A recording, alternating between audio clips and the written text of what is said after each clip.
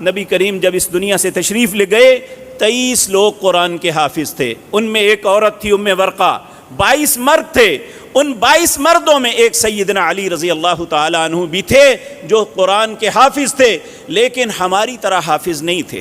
سیدنا عبداللہ بن مسعود جو سابقون الاولون میں ہے کہتے ہیں، اور دوسری روایت ابن اسحاق میں سیدنا علی سے آتی ہے کہ ہم 10 آیتیں سیکھتے، انہیں یاد کرتے، جب تک ان پہ عمل نہیں کر لیتے تھے آگے نہیں چلتے تھے۔ 3 چیزیں ہر صحابی نے رسول اللہ سے لی۔ پہلی بات، قرآن کے کلمات کو سیکھا۔ نمبر 2، اس کی تفصیل ثم ان علینا بیانا، اس کو سیکھا۔ نمبر 3، اس پہ عمل کیا۔